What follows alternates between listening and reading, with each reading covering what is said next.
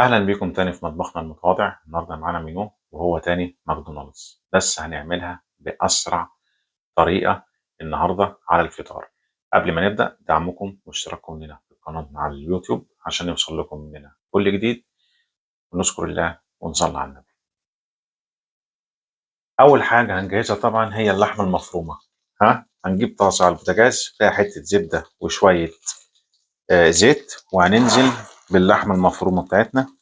لازم نعصجها كويس جدا على النار. طريقة سهلة وبسيطة، أسهل من الطريقة اللي فاتت اللي احنا عملنا بيها وجبة ميكي. وكمان أنا صممت إن أنا أعملها النهاردة لأن ابني دبسني وعايز النهاردة على الفطار ماكدونالدز وعازم واحد صاحبه معاه. فاحنا هنعملها بطريقة سهلة وبسيطة، ممكن تتعمل بعد كده من غير أي مجهود. هننزل بشوية ملح، وزي ما اتفقنا عفوا في اللحمة المفرومة بتاعت ميكي اكتر من الملح والفلفل الاسمر ما بنستخدمش.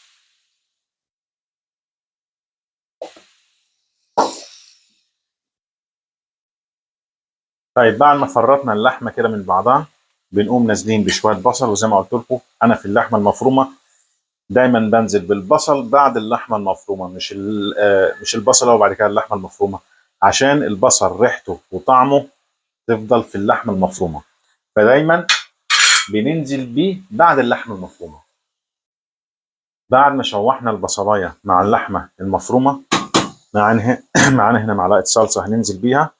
ها وهنشوحهم كلهم مع بعض، وهنسيب اللحمه على الاقل 10 دقايق على البوتاجاز على نار هاديه خالص، ونرجع لكم تاني. كده اللحمه المفرومه تعتبر جهزت معانا، خلصت خلاص. شوفوا شكلها حلو ازاي. في حاجه بقى انا بعملها قبل ما بشيلها من على النار او قبل ما استخدمها خالص، بقوم جاي نازل بحتتين ثلاثه من الجبنه اللي انا هحطها في العيش بتاع البرجر. طيب في حد يمكن يقول لي طيب اللي انت عملته دوت لازمته ايه؟ دوت بيخلي اللحمه متماسكه شويه وطعمها كمان احلى في السندوتش بتاع البرجر. زي ما احنا شايفين كده جهزنا اللحمه المفرومه اهي معانا للشغل. طيب ده صاج بيخش الفرن. هنعمل بايه؟ هندعكه بالزيت، او لو عندنا زيت سبراي اهو بنرش فيه. لو ما عندناش ده يبقى شويه زيت كده بحته منديل، وبندعك بيه الصاج. طيب بنعمل ايه بقى؟ احنا معانا اللي هو العيش بتاع البرجر اهو، بنرصصه فيه كده اهو حسب الكميه اللي هنعملها. هو الصاج خد معايا بالظبط حوالي 8 برجر. بصوا بقى يا حبايبي الخطوه اللي انا هعملها دي، هنعمل قدامكم واحد. بنجيب اول واحد نشيل الطبقه بتاعت العيش اللي فوق، هننزل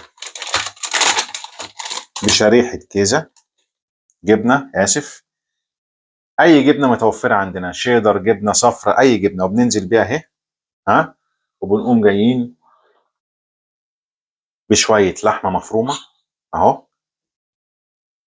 قبل ما ننزل باللحمه المفرومه بننزل بالجبنه الاول اهو، وبنفردها كلها على الجبنه.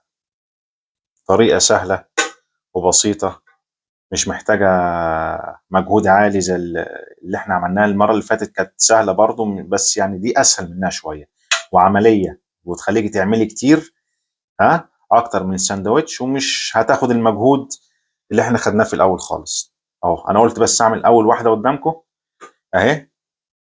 اقربها من الكاميرا شويه. نزلنا بحته جبنه، وبعد كده حطينا اللحمه المفرومه على الوش. هنعمل ايه بقى تاني؟ هنقوم جايين بحته جبنه تاني،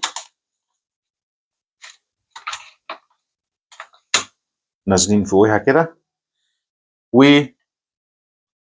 وشريحتين او 3 طماطم، ونقوم قافلين الساندوتش اهو. صعب؟ ما فيهوش اي صعوبه خالص. بنحطه، ونفس اللي احنا عملناه في ده هنعمله في الباقي. طيب كده احنا عملنا الكميه كلها. نصيحه بقى عايز اقول لك عليها، قبل الفطار بالظبط ب10 دقائق هتدخليه الفرن على درجه حراره 150، واول ما الجبنه تبدا تسيح تطلعيه من الفرن على طول. ليه؟ احنا مدخلينه بس عشان العيش يتحمص شويه والجبنه تسيح، احنا مش مدخلينه عشان يطبخ ولا حاجه، لا، عشان يسخن بس والجبنه تسيح. يا دوبك 5 دقايق وتبص عليه، اول ما الجبنه بتسيح طلعيه من الفرن على طول. تمام كده حبايبي؟ وده سندوتش البرجر بعد ما خلص. ما احناش محتاجين بقى نجيب دورايه وندور اللحمه المفرومه في الطاسه والكلام ده، لا، اعملي اللحمه المفرومه عادي جدا، حطيها على ال العيش ومعاها حتتين جبنه وخلص الموضوع على كده، ودخليها الفرن زي ما انتم شايفين اهو. والجبنه سايحه وزي الفل، وهياكلوها العيال وهيتبسطوا ان شاء الله. بيطلع معاها برضو شويه كاتشب وشويه بطاطس، برضو كله معمول في البيت، كله بيتي. البطاطس واللحمه المفرومه كله انا عامله في البيت. وزي ما قلنا بندخل البرجر يا دوبك هو 5 دقائق في الفرن لغايه ما الجبنه ذات نفسها تسيح اهي زي ما انتم شايفين. الجبنه ساحت خالص والعيش بيتحمص شويه وبنطلعها 5 دقائق بالظبط قبل الفطار. وكل سنه وانتم طيبين، واتمنى لكم صوما مقبولا وافطارا شهيا باذن الله. ولو الفيديو عجبكم ما تنسوناش بشير ولايك وسبسكرايب، واشوفكم في فيديو قادم ان شاء الله. السلام عليكم.